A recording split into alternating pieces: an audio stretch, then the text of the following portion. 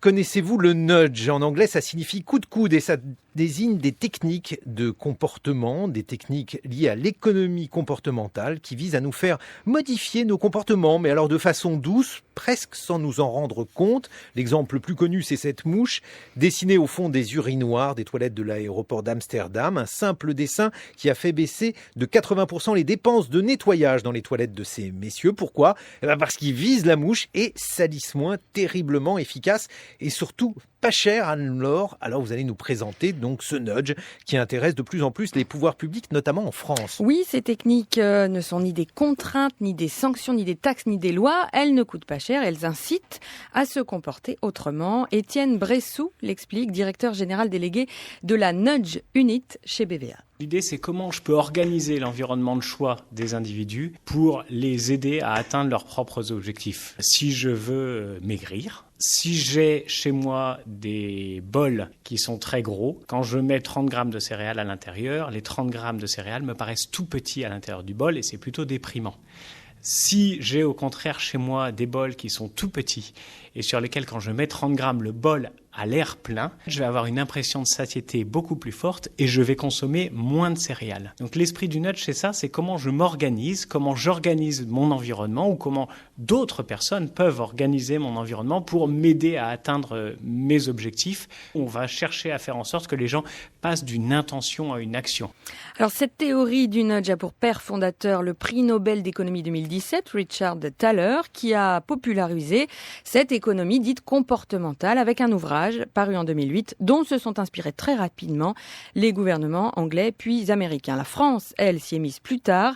Son unité nudge emploie 3 personnes, mais elle a de grandes ambitions. Stéphane Giraud en fait partie, les chefs de projet sciences comportementales à la direction interministérielle de la transformation publique, la DITP.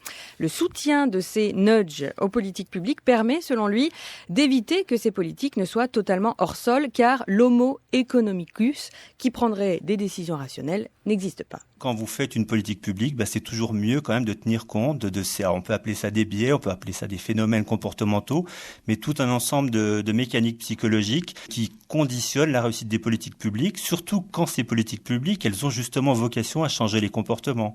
Quand vous occupez d'environnement, de santé, de sécurité routière, mais aussi du civisme fiscal, vous êtes sur un objectif de changement de comportement.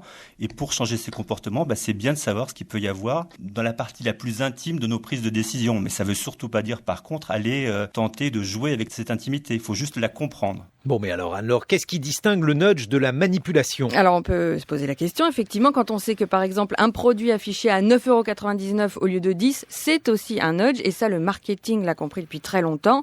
Se pose donc une question d'éthique. Étienne Bressou de BVA. Ça pose aussi la question du libre arbitre, c'est-à-dire que si je modifie un environnement de choix, l'individu va inconsciemment modifier sa décision. Donc on est effectivement sur des techniques qui sont à utiliser avec précaution et dans des objectifs qui sont bien définis. Richard Thaler, quand il dédicace son livre Nudge, il le dédicace en marquant Nudge for Good et il vous explique dès 2008 que le nudge doit être éthique et que pour savoir si un nudge est éthique ou non, c'est très simple.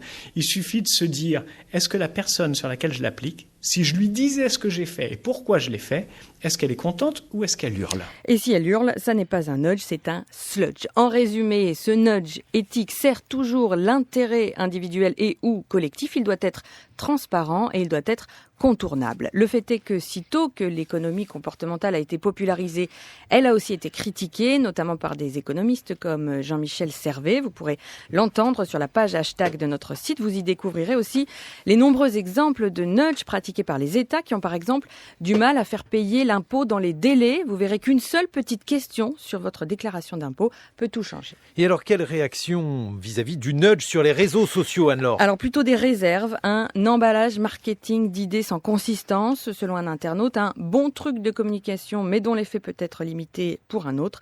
Quant aux initiés, professeurs de marketing, par exemple, ils disent beaucoup aimer ce concept enseigné en école de commerce. Allez, connaissez-vous le nudge? C'est votre hashtag, Anne-Laure Chouin. On le retrouve sur le site de France Culture, franceculture.fr.